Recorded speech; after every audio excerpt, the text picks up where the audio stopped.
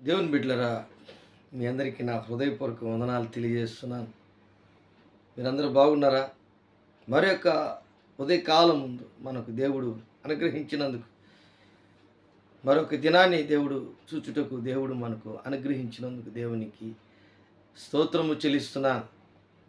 సరే, దేవునికి స్తోత్రం. ఈరోజు ప్రార్థనా జీవితం గురించి కొన్ని విషయాలు మనం మాట్లాడుకుందాం.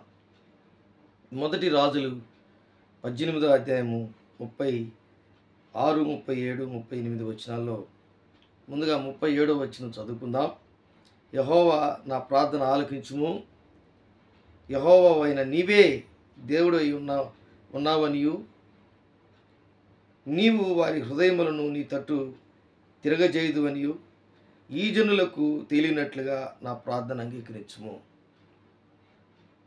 అతడు ఇలాగూ ప్రార్థన చేయుచుండగా యెహోవా అగ్ని దిగి దహన బలి పశువును, కట్లను, రాళ్లను, బుగ్గిని దహించి కందకమందున్న నీళ్లను ఆరిపోజేసెను.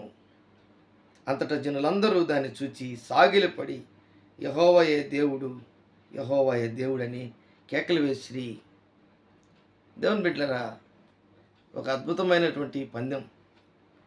ఈరోజు మన జీవితాల్లో కూడా ప్రార్థన ఒక్కొక్కసారి మన జీవితంలో చేస్తున్నప్పుడు ఆ ప్రార్థన తిరిగి మన మదిలోకి వచ్చేస్తుంటుంది. ఏలియా రోషము కలిగినటువంటి వాడుగా కర్మేలు పర్వతం మీద ఉన్నాడు. అహాబు రాజుకి చెప్పాడు, కర్మేలు పర్వతం మీదకి ఆ బయలు ప్రవక్తల్ని అందరిని పంపించండి. యెహోవా దేవుడైతే యెహోవా దేవునికి మొక్కమని చెప్పండి. బయలు దేవుడైతే ఆ బయలు ప్రవక్తలు 450 మంది వరకు అక్కడ ఉన్నారు, వారందరి మాట వినమని చెప్పి ఏలియా చెప్తున్నాడు. దేవుని బిడ్డలారా, ఈరోజు మన జీవితాల్లో కూడా కొన్ని సందర్భాల్లో కొంతమంది మనతో మాట్లాడుతూ ఉంటారు. మీరు నిజమైన ప్రార్థనా పరులైతే, మీరు నిజమైనటువంటి భక్తి పరులైతే, మీరు నిజమైనటువంటి విజ్ఞాపన చేస్తున్నటువంటి వారైతే, మీరు నిజమైనటువంటి దేవునికి బలులు, స్తోత్ర బలులు, స్తుతి బలులు, మీ జీవితంలో దేవునికి ప్రార్థన హోమములు చేస్తున్నారు, ఉపవాస ప్రార్థనలు చేస్తున్నారు, మీకెందుకు ఇలాగ కష్టాలు, బాధలు, ఇబ్బందులు వస్తున్నాయి అని మీతో అనవచ్చు. ప్రియమైనటువంటి దేవుని బిడ్డలారా, భయపడద్దు. ఏలియా లాగా నువ్వు ఒంటరి వ్యక్తిగా అయినా నీ జీవితంలో దేవుడు నీ పక్షాన నిలబడతాడు. ఇక్కడ ఒక పందెం ఏంటంటే, ఒక పశువును కోసి దాన్ని శుద్ధి చేసి అంతరములను తీసివేసి రాళ్లను పేర్చి, కట్లను పేర్చి దాని మీద ఆ పశువుని పెట్టి చుట్టూరు కందకము తవ్వించి దాని నిండా నీళ్లు పట్టించి, అలాగే ఆ బలి పశువు మీద నుంచి నీళ్లు పడేటట్లుగా 2 సార్లు నీళ్లు పోయించి, ఎవరు కూడా అగ్ని ముట్టించకుండా ఆ దహన బలి కాలిపోవాలి, ప్రార్థన ద్వారా కాలాలి అని పందెం పెట్టుకుంటారు. ఈరోజు దేవుని బిడ్డలారా, ఇది బలి దేనికి సూచిస్తుందంటే, ఆ ఇజ్రాయేలుల దేవుని యొక్క సేవకుడైనటువంటి ఏలియాకు సూచిస్తుంది. బలిపీఠం తన జీవితం అంటే తనలో ఉన్నటువంటి బలహీనతలన్నీ కూడా కాలిపోయి దేవునికి సిద్ధమైనటువంటి పరిస్థితి బలిగా తీసుకొని తను తాను దేవునికి ఒక యాజకుడుగా, ఒక బలి పశువుగా, లేక ఆధ్యాత్మికమైనటువంటి ఒక ఉన్నతమైనటువంటి ప్రవక్తగా దేవునికి ఇష్టమైన రీతిలో తనకు తాను సాక్రిఫైస్, తను తాను తగ్గించుకొని దేవునికి ఆయన అక్కడ నిలబడుతున్నాడు. రోషము కలిగినటువంటి వాడిగా ఉంటున్నాడు ఏలియా. అలాగే ఈరోజు నీ జీవితంలో కూడా ఉండాలని దేవుడు కోరుకుంటున్నాడు. అయితే నువ్వు అలాగుంటే నీ పక్షమున దేవుడు ఖచ్చితంగా ఉంటాడు. వారిని కూడా అలాగే మీరు కూడా బలి నాలాగే కట్టండి. అయితే కట్టిన తర్వాత దానిని ఎవరు ముట్టించకూడదు. పరలోకము నుంచి లేక ఆకాశము నుంచి అగ్ని వచ్చి దహించాలి మనం బలి అర్పించినటువంటి బలి. ప్రియమైనటువంటి దేవుని బిడ్డలారా, అహాబు రాజు ఈ ఏలియా వైపు లేడు. తన భార్య కూడా, అహాబు భార్య కూడా ఏలియా వైపు లేరు. అక్కడ చాలామంది ఇశ్రాయేలీయులకి దేవుడు, యెహోవా దేవుడు మర్చిపోయినటువంటి పరిస్థితి. బయలు ప్రవక్తలు ప్రబలి అబద్ధములు చెప్తున్నటువంటి పరిస్థితి. అలాంటి పరిస్థితిలో రోషము కలిగినటువంటి వాడుగా ఆయన చెప్తున్నాడు. మొదటి రాజుల గ్రంథము 18వ అధ్యాయం 22వ వచనంలో చెప్తున్నాడు, అప్పుడు ఏలియా యెహోవాకు ప్రవక్తలైన వారిలో నేను ఒక్కడనే శేషించి ఉన్నాను. యెహోవాకు ప్రవక్తలైన వారిలో నేను ఒక్కడనే శేషించి ఉన్నాను.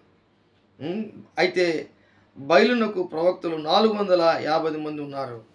కాబట్టి దేవుని బిడ్డలారా, నువ్వు ఈరోజు అందరితో పందాలు వేయడం కాదు గొప్ప. అందరితో నువ్వు వ్యాజ్యమాడడం, వ్యతిరేక భావంతో నువ్వు మాట్లాడడం, వారు నీతో మాట్లాడడం కాదు. దేవుని బిడ్డలారా, దేవుడు ఏమై ఉన్నాడో నువ్వు తెలుసుకోవాలి. ముందు తెలుసుకోవాలి. అప్పుడే ఆ బలం ఏంటో, ఆ శక్తి ఏంటో, అభిషేకం ఏంటో, ఆ ఉన్నతమైనటువంటి స్థితి ఏంటో ఆ దేవుడు కర్మేలు పర్వతం మీద ఆ ఏలియాకి ఆయన ఒక పరిచారకుడిగా, దేవుడైనటువంటి యెహోవాకు పరిచారకుడిగా తన జీవితము ఒక బలిగా సాదృశ్యముగా అక్కడ నిలబడ్డాడు. వారు దేవుడు కానీ అతని ప్రార్థన ఆలకించకపోతే అందరూ ఏలియాని చంపిస్తాడు. అహాబు రాజు ఏలియాని చంపించాలని ప్లాన్ చేస్తున్నాడు. అయితే దేవుని బిడ్డలారా, ఇది జరగదు. ఎందుకంటే ఇశ్రాయేలీయుల దేవుడైన యెహోవా చెందిన అని అతని అందరి దృష్టికి అతన్ని ఒక ఉన్నతమైనటువంటి స్థితిలో దేవుని యొక్క యాజకుడిగా, దేవుని యొక్క ప్రవక్తగా, దేవుని యొక్క గొప్ప వ్యక్తిగా, ప్రార్థనాపరుడిగా దేవుడు అతన్ని నియమించాడు. కాబట్టి ఈరోజు నీ ఇంట్లో ఒక ఆధ్యాత్మికమైనటువంటి గొప్ప ప్రార్థనాపరుడుగా నువ్వు ఉండాలి. నీ సంఘములో నువ్వు ఆధ్యాత్మికమైనటువంటి ఒక దేవుని యొక్క ప్రవక్తగా, ఆత్మీయమైనటువంటి అభిషేకము కలిగినటువంటి వ్యక్తిగా నువ్వు ఉండాలి. ప్రార్థన చేసే దాంట్లో నువ్వు ముందుండాలి. దేవుడు జవాబిచ్చే దాంట్లో కూడా నీ ప్రార్థనను బట్టి, నీ యథార్థతను బట్టి ఖచ్చితంగా దేవుడు జవాబిస్తాడు. అదే ఇక్కడ ఏలియా జీవితంలో జరిగింది. కాబట్టి దేవుడు ఏలియా ఏ విధంగా ఒక బలికి తన జీవితాన్ని సిద్ధపరచుకున్నాడో, ఏలియా ఇశ్రాయేలీయులకి యాజకుడిగా తిరిగి దేవుడు నియమించాడు. యెహోవా దేవుణ్ణి ఆయన పూజించడంలో యథార్థత, పవిత్రత దేవుడు కనుపరిచాడు.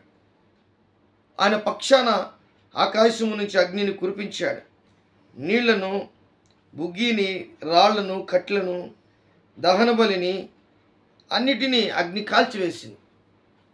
దేవుని బిడ్డలారా, ఎందుకు ఈరోజు మన జీవితంలో కూడా ప్రార్థన అయితే చేస్తున్నాం, కానీ మనలో ఉన్నటువంటి బలహీనతలు కాలిపోవునుగాక. అంటే అలాంటి పరిస్థితుల్లో మనం బలహీనతలతో దేవుని దగ్గర 2 తలంపులతో దేవుని దగ్గర మనం ఆశీర్వాదాలు పొందుకోలేం. 2 ఆలోచనలతో దేవుని దగ్గర ఆశీర్వాదాలు పొందుకోలేం. ఇశ్రాయేలీయులు 2 తలంపులతో ఉన్నారు. బయలు ప్రవక్త దేవుడా, ఇశ్రాయేలీయులకి యెహోవా దేవుడా, ఈ 2 తలంపులతో ఉన్నాడు. ఆ తలంపుల మధ్యలో ప్రార్థన చేసినటువంటి ఏకైక వ్యక్తి, దేవునికి, యెహోవా దేవునికి ప్రార్థన చేసినటువంటి ఏకైక వ్యక్తి ఈ ఏలియా. కాబట్టి అలాగా నీ జీవితాన్ని పరిశుద్ధంగాను, పవిత్రంగాను, యథార్థముగాను, నీతి న్యాయములకు ఆధారమైనటువంటి దేవునికి ఇష్టమైనటువంటి రీతిలో నీ జీవితాన్ని ఆ ప్రార్థనకి నువ్వు సిద్ధపరచుకోవాలి. అప్పుడే నీ హృదయంలో ఉన్నటువంటి ఆ ఆధ్యాత్మికమైనటువంటి బలిపీఠం, ప్రార్థన హోమం అనే బలిపీఠం, నీ ప్రార్థన హృదయంలో నుంచి వస్తున్నటువంటి ఆ ఆత్మీయమైనటువంటి ఆ మాటలు, శక్తి, ప్రభావం, అభిషేకము కాల్చబడిన తర్వాతే గొప్ప కార్యములు జరుగుతాయి. అంటే వ్యక్తి కాల్చబడడం కాదు, ఆత్మీయంగా మన జీవితము దేవుని యొక్క చేత, అగ్ని చేత పరీక్షింపబడినటువంటి వ్యక్తులముగా మనం ఉండాలి. కాబట్టి నీవు ఏలియా వలె మార్చబడాలని కాదు, కానీ ఏలియా వంటి ప్రార్థన నువ్వు చేయాలని, నీ ఆధ్యాత్మికమైనటువంటి స్థితి అంత గొప్పగా ఉండాలని దేవుడు ఈ యొక్క ఉదయకాలం ముందు కోరుకుంటున్నాడు. కాబట్టి నీవు కూడా, నేను కూడా, మనమందరము ఆ రీతిగా ప్రార్థన చేయాలని ఆ ప్రార్థనకు జవాబు పొందుకోవాలని దేవుడు కోరుకుంటున్నాడు. ప్రార్థన చేసుకుందాం. దేవుడి వాక్యాన్ని దీవించి ఆస్వాదించును గాక. ప్రేమ నమ్మకం కలిగినటువంటి నా యేసయ్య, కూడి వచ్చిన బిడ్డలందరినీ మీరు దీవించి ఆస్వాదించండి. మేమందరము కూడా ఏలియా ఏ విధముగా రోషము కలిగినటువంటి వాడిగా ఉన్నాడో అదే విధముగా మా జీవితాల్లో కూడా, మా కుటుంబంలో, మా సంఘములో, వెలుపల, ఆయన ఊరిలో ఎక్కడున్నా ప్రభువా, రోషము కలిగినటువంటి ప్రార్థన చేసి అబ్రహాం, ఇస్సాకు, యాకోబుల దేవుడు చేసిన ప్రార్థన, వారి పేరెత్తి ప్రార్థన చేసినప్పుడు ఆకాశం నుంచి అగ్ని దిగింది. అలాంటి శక్తి ఈరోజు ప్రభువా మాలో ఉన్నటువంటి బలహీనతలని కాల్చబడి ప్రభువా సువర్ణముగా, పరిశుద్ధంగా, అభిషేకము కలిగినటువంటి వారుగా మార్చబడుటకు కారణము జరిగించమని నజరేయుడైన యేసు నామములో అడిగి వేడుకుంటున్నాను తండ్రి. Amen, amen.